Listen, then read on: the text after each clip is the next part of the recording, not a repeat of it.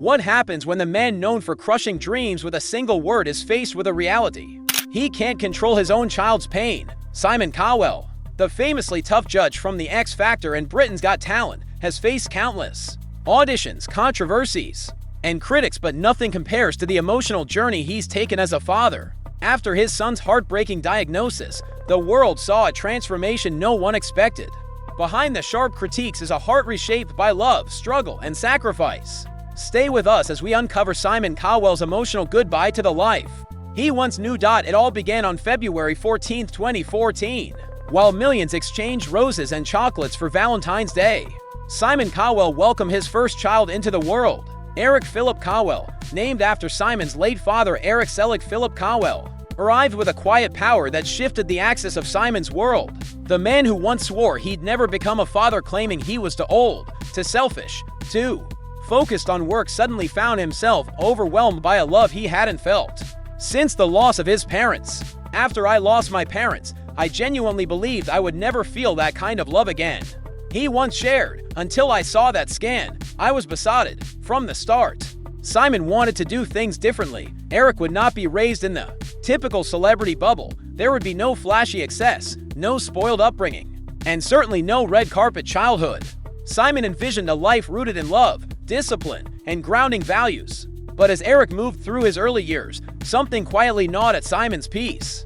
His son wasn't hitting the usual milestones, while other children were learning to speak, forming sentences, and expressing themselves through words. Eric remained unusually quiet.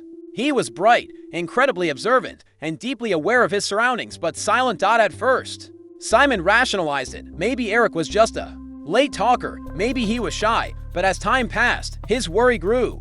During appearances at Britain's Got Talent, Eric would often cover his ears, flinch at loud applause, or recoil from bright lights. Simon chalked it up to discomfort in a chaotic adult world. But those reactions became more pronounced. They weren't passing phases, they were patterns. The man who had built a career spotting details others missed suddenly found himself obsessed with the nuances of his son's behavior. Late at night in his Malibu home, Simon would sit alone, reading developmental psychology books, browsing parenting forums, and searching for answers. His instincts, so often razor-sharp on TV, now turned inward. He began declining overseas projects, rearranging his schedule, and spending more time at home. His usual jet-set lifestyle was replaced with therapy appointments, school meetings, and quiet hours observing his son. He wasn't just worried.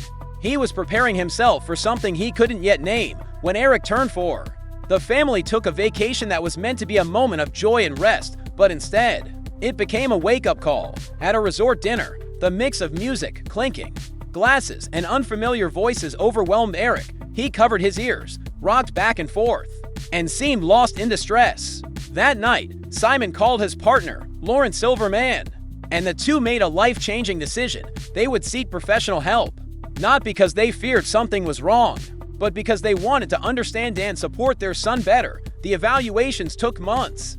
Consultations, observations, quiet tests behind closed doors, and then, in December 2018, the words that had haunted Simon's thoughts were finally spoken aloud. Eric Cowell was diagnosed with autism spectrum disorder. The diagnosis was moderate. Eric showed delays in speech, heightened sensitivity to sensory input, and unique social behaviors. But alongside those challenges were remarkable gifts: keen visual memory, pattern recognition, intense focus, and a sense of observation beyond his years. Simon didn't cry in that moment. He didn't panic, but he felt the ground beneath him shift. The diagnosis made everything real: every doubt, every late-night worry, every instinct he'd buried behind smiles on stage. And now, he faced the impossible task of reconciling the life he had imagined for his son with the life that was now unfolding. From that day forward, everything changed.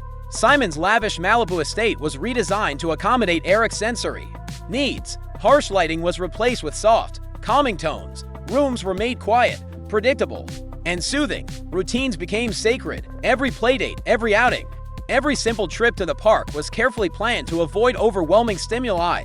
Nothing was spontaneous anymore. Life became structured and focused entirely on Eric's comfort and stability.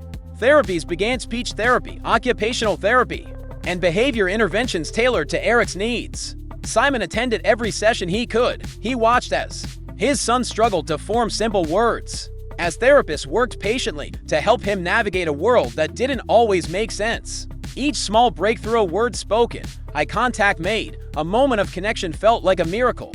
Victories came in inches, not miles, and each one was cherished. Simon also faced his own private grief, not grief for his son but for the version of fatherhood he had once envisioned, the easy conversations, the spontaneous road trips, teaching his son how to ride a bike, talking about school crushes, bonding over shared interests. Those dreams were slowly folded away. Instead, he was learning a different language, a language made of gestures, eye movement, and silence. He learned when Eric was overwhelmed, when he was content, when he needed space. He learned how to listen without needing words. As the years passed, the world outside began to notice. Simon was turning down major projects, declining invitations, and spending less and less time in the public eye. Rumors began swirling online. Why was Eric rarely seen in public? Why had Simon become so private, so selective with his appearances? The whispers grew louder until one day, a tabloid crossed the line. They published photos of Eric mid-sensory overload at a public event, mocking his behavior. The headline was cruel. The assumptions were worse. That moment broke Simon's silence. He released a public statement confirming that Eric was autistic. He didn't want pity. He didn't want attention. He simply asked for compassion, for understanding, and above all for privacy. Eric is a happy, loved child who just sees the world differently, Simon said. The response was immediate. Thousands of messages poured in, from parents, from advocates, from teachers, from strangers around the world who had walked similar paths. But with the praise came a new challenge, scrutiny. Every outing with Eric was watched, every interaction picked apart. Suddenly, his son's life became a talking point, a symbol, a curiosity, and while some of that attention helped raise awareness, it also came with the painful cost of lost privacy. Still, Simon Cowell pressed forward.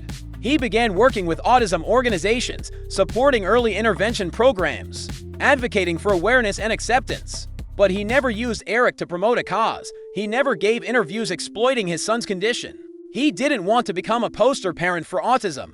He just wanted to protect his son and create a world where he could thrive. Behind closed doors, Simon Cowell was still grieving, not his son, but the simplicity he once took for granted. It was planning weeks in advance for a birthday party. It was understanding the difference between a meltdown and a moment of fear. It was knowing that a single loud sound could unravel an entire day. But within that grief, something beautiful grew. Eric didn't just change Simon Cowell's life, he transformed his very definition of love, fatherhood, and success. From a man once known for his razor-sharp critiques and ruthless standards, Simon became someone far more human, far more grounded. Through his son, he discovered that the greatest connections in life don't always come from words. They're built in the quiet moments, in a shared glance, a comforting touch, a mutual understanding that doesn't need to be spoken. Simon learned to slow down, to listen, to be present in ways he never had to be before, in a world where everything had always been fast-paced, high stakes, and measurable by numbers. Eric taught him that not all progress looks the same. Sometimes success isn't about winning awards or topping charts, it's about a child making eye contact for the first time or saying a new word after months of effort. It's about understanding your child's needs without them ever having to say a thing. Those closest to Simon began to notice the transformation. His smile came easier. He was no longer driven solely by ambition but by the quiet, unwavering love for his son. The father he once imagined, the one who would bond over football games or music studios, had been replaced by a man who read emotions through gestures and celebrated victories that the world might overlook. Simon Cowell is still a household name, still a titan in the world of talent television. But now, behind the fame is a man whose greatest achievement isn't a hit show, it's becoming the father Eric needed him to be. So, the next time you see Simon Cowell on your screen, remember, behind that confident smile is a heart shaped by sleepless nights, therapy rooms, and quiet, wordless moments of grace. A man made better by the smallest, most extraordinary person in his life, his son, Eric. What do you think of Simon's journey as a father? Have you ever had to reshape your dreams for someone you love? Share your story in the comments below, and if this touched you, don't forget to like, subscribe, and share, because sometimes the most powerful stories are the ones you never see on stage.